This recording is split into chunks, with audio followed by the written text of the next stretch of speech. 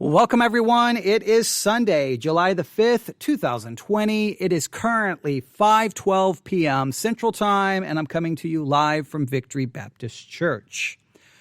All right, if you have been paying any attention to the year 2020, you know that at times it feels like the world is literally falling apart. It has been absolutely crazy.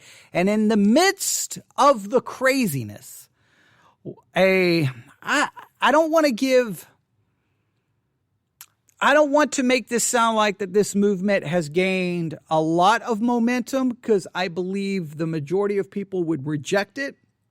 But even though the majority of people have rejected it, there are still some cities and the elected officials of those cities who are moving forward to may not be able to carry it out exactly like some people are demanding it, but are definitely moving in a direction that's greatly going to impact how things are going to look moving forward. All right. I mean, we're in 2020 and things are crazy. The real question is, how are things going to look in 2021? All right. Where are we headed? Like right now, there's a lot of focus on where we are, but where are we headed? And that's the thing that's always interesting to me, and always trying to figure out and trying to say, okay, this is where I think we're headed. So 2020 has been crazy. And in the midst of all the craziness, a movement has arisen calling for the defunding of police departments. Now, again, I don't think that movement is as large maybe as some want to pretend that it is. I think the majority of people are against it. But even though the majority of people are against it, there are still some elected officials saying, hey, okay, I may not be able to defund the police department completely, but I'm going to cut the money going to the police department dramatically. And I'm going to move that money to community outreach or improve or move it to this and move it to that, which is going to put police departments in a very vulnerable state.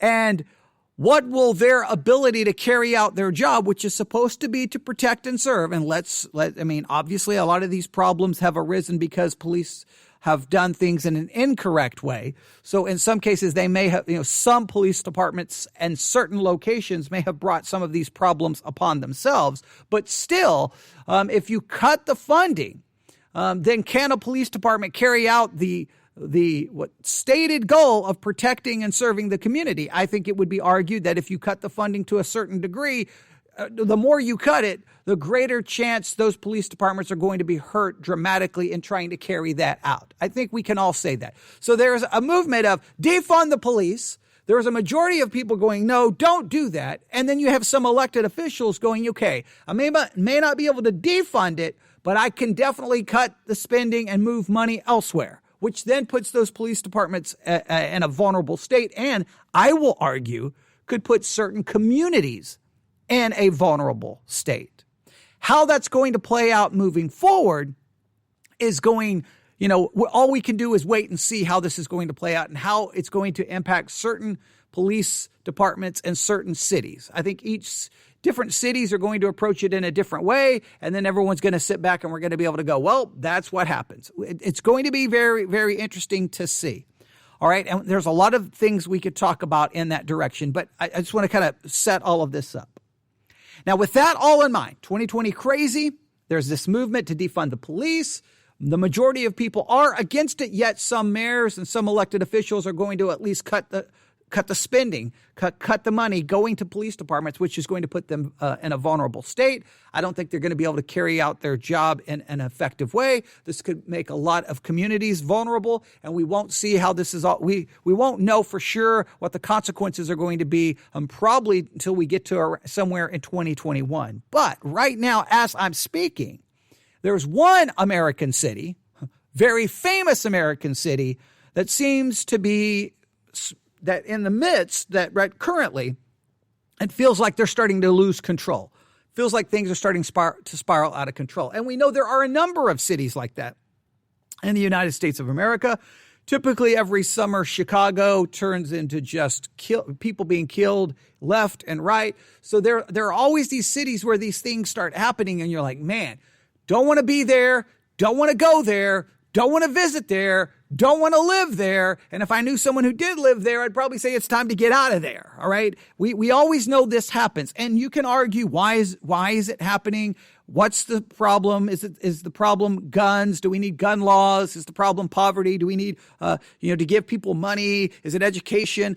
And we can always argue what the problems are. Just realize these are already problems. And if you come along in the midst of those problems and then have a movement of calling for defunding the police, you just see how you start creating a perfect storm for even more destruction and more chaos. Well, right now in New York City, things seem to be unraveling, slowly but surely. How bad will it get? I cannot say, but here is the report that I have in front of me right now. New York City turns into no-go zone as murders skyrocket and 500,000 middle-class residents flee. That's an actual news headline. New York City turns into a no-go zone as murders skyrocket and 500,000 middle-class residents flee. So let's look at this report, or I will look at it. You'll have to listen to me explain what's here. Let me go to my, there we go. I had to go to the reading view to get rid of all the advertisements. All right, here we go. How coronavirus, Black Lives Matter protest, and a liberal mayor are doing what bin Laden never could. Wow, that's some strong words. How coronavirus, Black Lives Matter protest, and a liberal mayor are doing what bin Laden never could. And obviously bin Laden was trying to bring New York City to its knees, trying to destroy New York City, trying to bring chaos. Well, they're claiming coronavirus, Black Lives Matter protests, and a liberal mayor are doing what he could not accomplish. Here's the story. 2 bullet-ridden bodies lay sprawled on blood-stained concrete steps. That's a powerful image to start the article. 2 bullet-ridden bodies lay sprawled on blood-stained concrete steps. Alongside, relatives of the victims are wailing and collapsed to the ground. In another part of the city, a gang of youths spray paint to disable security cameras before robbing a corner store. Later, video footage captures police officers sitting helplessly in their patrol cars as a crowd hurls glass bottles at them. This is lawless New York, a city that was once America's glittering crown jewel, but which risked descending into mob rule. Now, let's stop right there. It's always possible that this news article is maybe exaggerating the situation, maybe using a little hyperbole, but it's something to take note of, especially as we see what could transpire as we move forward in time. Again, the next 6 months is going to be critical for the United States of America for a number of reasons, okay? So this is lawless New York, a city that was once America's glittering crown jewel, but which risked descending into mob rule. Murder figures have skyrocketed. Now, I just want to stop right here. If you're in a city and murder figures are skyrocketing, what do you pose the solution is? Defund the police? Cut funding to the police? Go to community policing? What's your solution?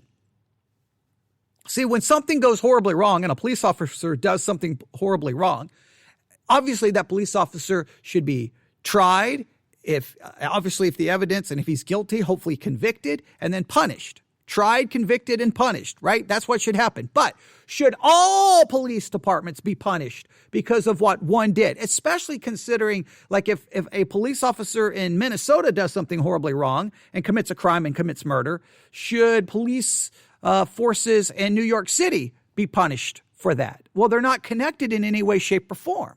They're not connected. So what do we do? Like, what do we do? And when murders are happening and crime is committing, what do you want? Do you want the police or do you not want the police?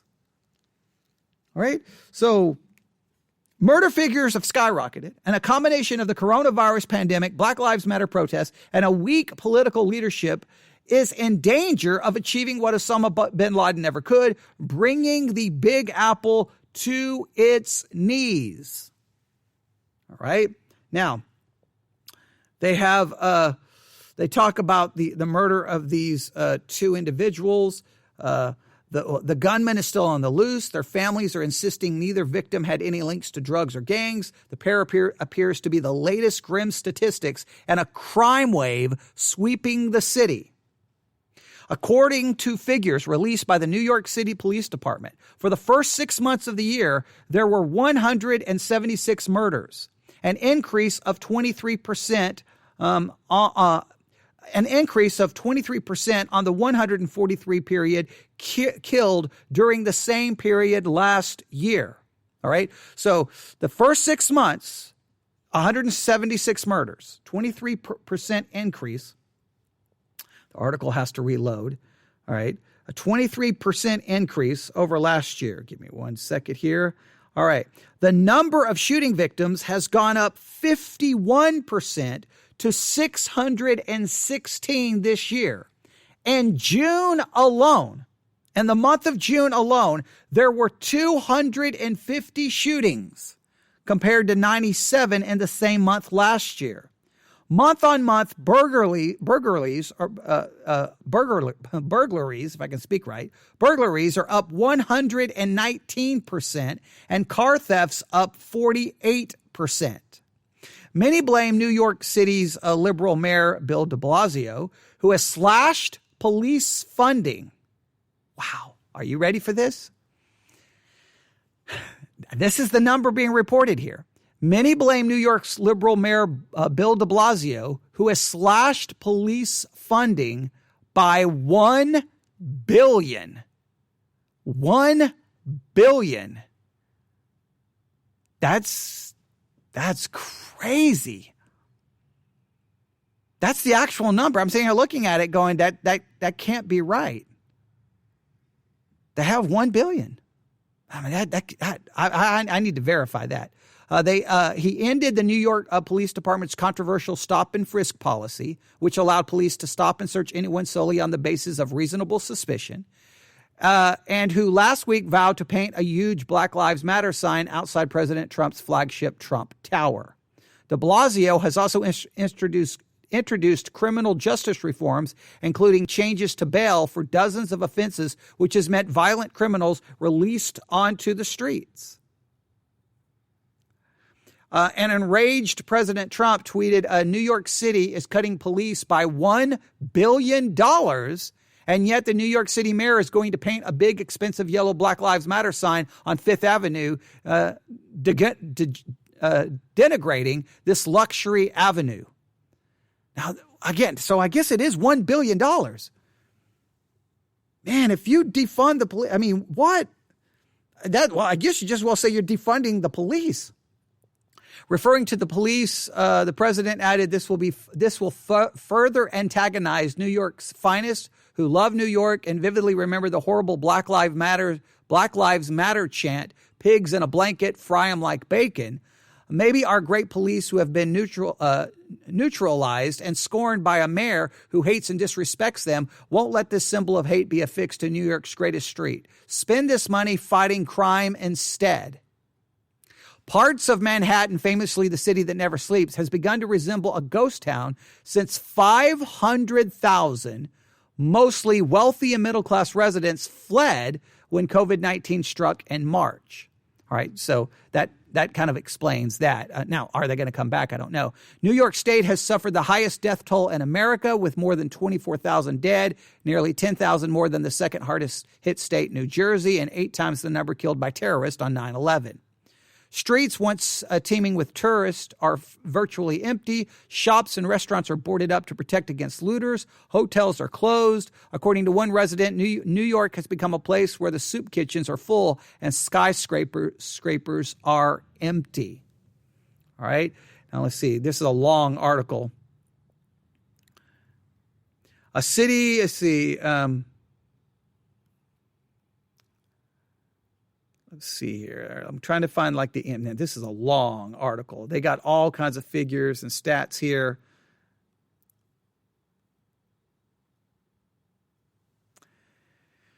They say here, But the Wall Street executive added, New York has always been a beacon for people from around the world who come here by believing in the American dream. The dream may have become a nightmare, but there's a toughness and a resilience in New York that people that should not underestimate. New York City is definitely down, but you should never count us out. So it tries to end in a positive note, but those are some pretty staggering numbers of shootings, of murders, of $1 billion being cut from the police department, looting, craziness happening, how it all plays out. I mean, how do you even predict where it's going? I just don't know the mindset. I mean, I think Los Angeles is doing the same thing. I don't know about in Chicago. I know that some of the major cities are moving to basically redirect money from the police to other how can you say it, departments, other programs, other forms of, I guess, what they call community outreach. And I just don't know what happens. If you're defunding the police that way, I mean, put it this way, if crime is skyrocketing and you're in the middle of a crime wave, people are being murdered, people are robbing and stealing and looting, and your solution is to cut the police department, that seems counterintuitive. That seems like a broken mindset. And you're doing this because to fund the police department, you're going to be called possibly bad names and people are going to hate you. So you're going to put the city at risk. Sometimes it requires political leaders to do the right thing, even if it means you may not get reelected. I mean, I've talked about this in the last episode. So New York City, I mean, maybe that article is, I mean, the $1 billion is shocking to me. If that number is correct, I don't know, that may be a little misleading. It may sound like the end of the police department. It may be misleading. So I want to be fair there. I would have to go exactly, okay, when you say $1 billion over what period of time, exactly what money, like where is that money going? What money are they losing? How is this going to, I mean, I really would need to get into the weeds there and try to figure it out. But it just seems like, we're going to see, I think we're going to witness this in a number of major cities. A major move to get away from funding the police department adequately. The police department will have to cut manning and probably certain police programs. It's going to make them less effective. Then I believe that we'll see a crime wave. Maybe that's not a good term. We'll see crime figures go up. People's lives will be put at risk. People will be endangered and killed. Then people will blame the police department for not doing a good enough job. And at some point, I would believe there'll be a pushback that people are going to get tired of the crime and tired of the killing and tired of the murdering and tired of the stealing and say, let's do something. But I will make this theological statement because I think this is very critical. I think one of the reasons that there is a move for some to go to like a community-based policing or some kind of other weird way of trying to keep law and order, I think the reason many are turning to this is obviously the horrific videos we've seen of police doing things that are horrible. Yes, that's motivating it. But and just remember, there is an inherent theological element to this discussion. Many in the world believe, listen, that people are basically good. They're not depraved. They're basically good. And that in many cases, the police, armed guards, they actually are the cause of people acting out. That the armed police and this heavy police presence actually provokes wrong action by people because people don't want this oppressive police force telling them what to do and controlling them. If you would remove the police force, the basic goodness of men and women would show forth itself and demonstrate itself in all the good they would do. You kind of picked up this narrative a little bit in Seattle when those protesters came and took over a number of city blocks and kind of create their own little community. There was for some of the news media, they almost wanted to report it. Look, without the police, look how good everyone gets along, and look at the goodness of people. That's because there's a fundamental belief among many in the world that people are basically good. And if you'll get police out of the way and the military out of the way and just let people live their lives, it's going to be a place of tranquility, a place of peace and goodness, and everyone looking out for one another. And it's going to be a wonderful, wonderful world. And what happens is they think that way, then everything comes crashing down. But there's a theological element here. If you believe people are basically depraved or completely depraved or totally depraved, if you believe in depravity in any way, shape, or form, all right, I believe obviously in total depravity. If you believe people are not basically good, but they are totally depraved, that they are sinners, and the reason they do sinful actions is because their very nature is depraved and because they sin because they are sinners by nature. If that is your worldview, then you believe we need law, you believe we need a military, you believe we need a police force. You believe that. You don't think people are going to just automatically do the right thing. You think they would naturally do the wrong thing. This issue with defund the police, this issue of everything happening in some of the major cities, we're seeing a battle of worldviews. The worldview that people is basically good, morality is relative. We don't need, all of this oppressive force. Just let us live our lives. We're seeing that being played out. And it's going to be played out in front of our eyes if we watch and if we heed and if we paid attention. It's going to serve as a lesson of the bankruptcy of that worldview, because that worldview, it's not going to last. I mean, you watch. Chaos is going to ensue. Everyone's going to do what is right in their own eyes, and the world is, and cities are going to burn, and people are going to die. Now, I can't, when I say that, I'm not saying it's going to be like, the whole city is engulfed in flames and the whole city is destroyed. I'm saying you're going to see massive problems. We've seen it in Chicago. We've seen it elsewhere. And you can blame everything for those problems. You can blame racism. You can blame poverty. You can blame education. You can blame everything. But ultimately, it's human beings killing human beings. And they do so because of their depraved nature. You have to have law and order. You have to have rules. You do. But if you believe people are basically good, then you're like, get rid of the police. Get rid of the police. Just open a store in downtown and let people and don't have any security there. Don't have anyone working a cash register. Just put a can up at the where people check out, and people will just put the money in, and you can trust them. No one's going to go in and steal anything. You can trust. No, you know what's going to happen. You open a store and there's no one there, and people can just go in, and you're trusting that they're going to pay. They're going to rob you blind. Now, you may have some individuals. You know that. So look at it. You had horrible things done at the hands of the police. People get upset, so they're going to protest it. Next thing you know, they're burning down businesses, and they're busting into businesses, stealing televisions. Well, at that point, it stops being about what the police did, and now it's just human depravity on display. And now you're going to cut the funding of the police, and then news articles are like, New York City is turning into a dangerous place and a crime wave, and things are out of control. Yeah, I wonder why. So what is that? So what do we learn from all of this? Theology matters. Theology matters a lot. And I think in the next 6 months, we're going to see. It may take 6 months before we see which police. This is what we have to look for. Which cities cut funding to the police or redirect it? How much does that impact the police in the short term? And then we'll have to give it 6 months, 7 months. Look, some of these consequences are not going to be immediate. And then 7, 8 months down the road, we'll start finding out what's happening. But it'll be interesting. The only way you're going to find out what's happening is I think you're going to have to do your own research.